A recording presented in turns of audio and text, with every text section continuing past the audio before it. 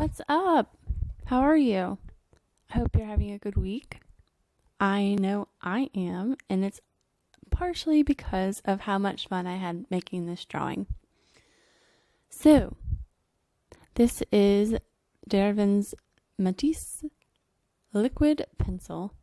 It's basically graphite particles submerged in this like creamy media that they've put in tubes, 12 tubes in this one particular case that I got. And there's two different kinds. So there's a permanent kind and a wettable kind.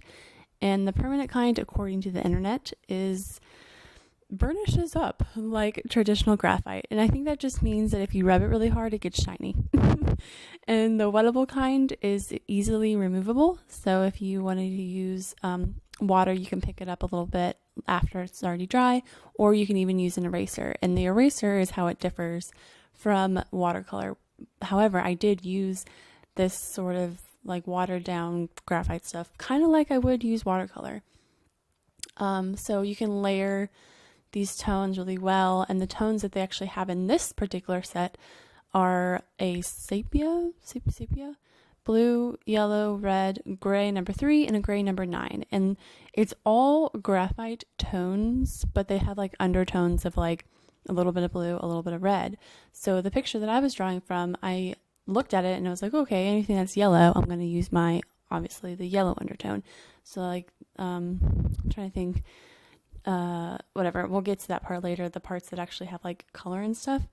At the end, because the camera just didn't really pick up some of them that well, but at the end I scanned in my drawing. So at the end you can see like all the beautiful like hints of color. It looks so good. Okay, so you can buy the tubes individually, or you can get them in a set like I did. If you get them individually, they're $8 and they're 40 milliliters. The set was on sale, a really good sale from Jerry's Autorama, for like $20, and they're 12 tubes for 12 milliliters. I meant to do the math really quick before I started this voiceover, but I forget, so you can do it on your own. There's a challenge for you. So I personally don't really have a need for the permanent kind, so the wettable is more forgiving, and is more what I wanted to use this stuff as. And just keep in mind too, like the two colors, the gray number 9 and the gray number 3. So you can think of that as like a 6B, 9B versus like an HB or like a 2H, which would be like the lighter, which would be like the number 3. And then like, obviously I got ahead of myself there for a second. Like then gray number 9 is more like a 6B because it's going to be a little bit darker and more like graphite in that. So my supply list, I've already shown them, but I'm going to tell you them now. So you need a jar of water, and well, that's what I use. I mean, you can use any kind of water vessel, but jar of water, metal palette. I had the Arches cold pressed watercolor paper. I really love the shape of this pad. Oh, I'm so excited about it. It's definitely perfect for my landscapes. I got a number 4 Kolinsky round brush and regular graphite sketching pencil, as well as a needle eraser. I also ended up using the Tough Stuff sort of eraser stick more than the needle eraser, and then I actually ended up using a much smaller paintbrush instead of that number 4, because the number 4 held too much water and too much graphite, and I needed it to be a lot more like toned because the building was pretty light. So let me see, what else can I say? Oh, okay. So there was about 3 hours of painting and 2 days, like 2 sessions that I completed this in. So like the first session was like the drawing part, and it was pretty late that night at studio, and I was just like, oh, I don't think I want to do this tomorrow. I need to start something else. But by the time I got back there the next day, and I was like, you know what? I've already started this. I'm just going to keep going with it. Worked it out, got all of my lines down, everything, and I was excited to start using the pencil the next day. They don't smell at all. There's no odor.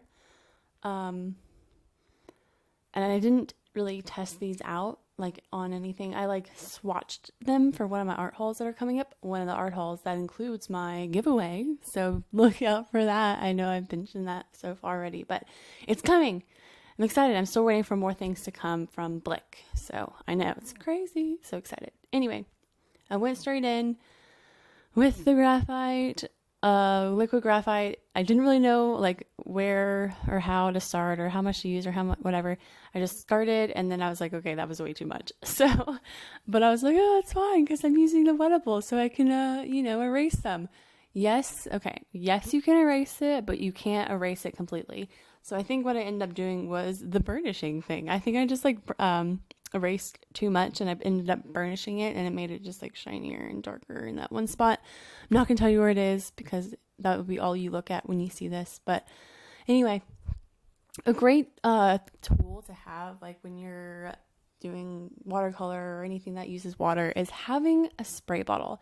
I have a little Holbein spray bottle that I got from Blick, I think it was. And instead of like, you save so much time because instead of dipping your paintbrush in water and then putting it in the pigment and then dipping it in the water and then putting it, like, it saves so much time, just like spurts, perfect. You don't have to worry about like wasting pigment because it does waste pigment because you're putting your brush in, like rubbing it all around like your paint and stuff, and then it's just like all of that paint gets in your brush and it's like, well, I can't use this much paint, so you have to like wipe it off. So it saves time, saves paint, all that stuff. So I recommend a spray bottle. Let's see what else. Oh, okay. Another thing that I realized was like start with the lighter color first because you can layer these I don't even know what to call them, liquid pencil. I just feel like that's really like redundant, continuously calling them liquid pencil, the liquid pencil. Oh, Derivan's liquid pencil. Like, anyway, so you can layer them, which is really cool. They don't really mix that well, like wet and wet. So like with watercolor, you put like water down and then you dab a little bit of like pigment into that water puddle and it like spreads out in like really cool patterns. It doesn't do that. So you can mix it like with itself. So if you put like a blue next to the brown or the sepia, whatever, they will like sort of mesh together. Oh, so well. And it looks so good. It looks so good. Oh, it's so effective.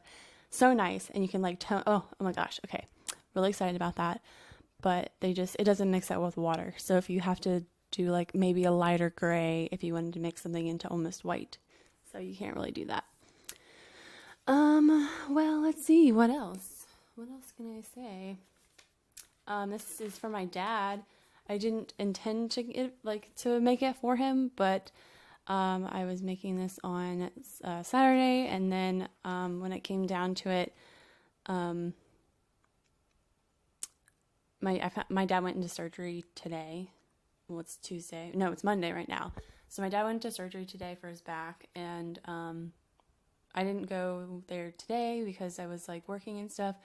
But my sister and my mom went. And I stayed with them all day, and then when my mom called, she's staying there tonight. So I'm gonna go meet her tomorrow. And I'm like, well, what can I bring? Can I bring flowers? Mom's like, no, your dad doesn't like flowers. And I was like, okay, well, what can I bring? And my mom was like, you can draw him a picture. I'm like, okay, fine.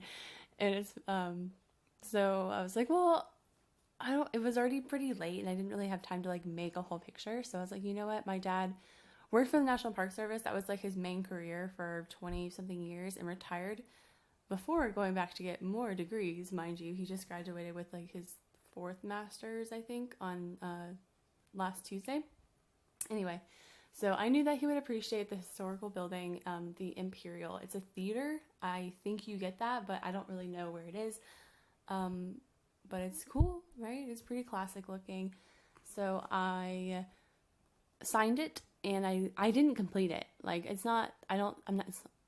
whoa, I just really struggled with a lot of words just then.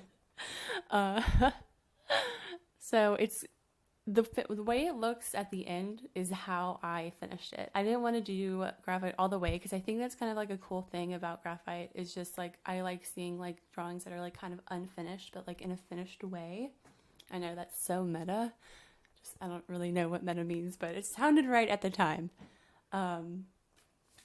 So having it not finished, and I think that was like kind of the idea of like in plein air sketching. It's like you don't have time to do like a real finished drawing. So I think it looks good like that. So anyway, wow, I was roundabout. I signed it, and then I flipped it over and wrote a little note on it, and then I put a little turtle upside down because, like I said, he was having back surgery. So I drew a little character turtle that was like on his back with like his legs up, and it's like, you'll be back on your feet soon. That was my little sentiment. So anyway, I don't know, what else can I say about this? I'm gonna give it to him tomorrow, and I think he'll like it a lot, so I'm really excited. Whenever we get back home, I'll probably frame it for him and he'll like it. So I think I really said like everything I need to know.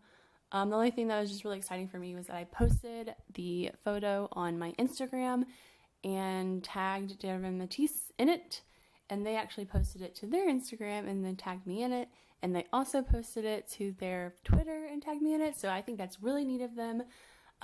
They have a lot of really new sort of art materials that I haven't like really seen that much before, so they're not paying me. They didn't pay me. They didn't even know I was doing this, but I'm just letting you know, like they got some cool stuff. But getting towards the end now, so I mean, I just want to let you know that I do a lot of paintings and drawings that I post to Instagram more frequently than I post to my YouTube, just because this takes a little bit more time to make full videos. So check it out if you want to see what I'm working on and stuff over there. There's definitely some stuff on there that you haven't even seen. So I think that's all. Thank you guys so much for watching, and keep an eye out for my giveaway that's coming up. Check out my Instagram and click subscribe to become a Catherine Siskin, and stay tuned to the end of this video if you want to see the final product and a scan of it. It looks gorge. Okay, bye.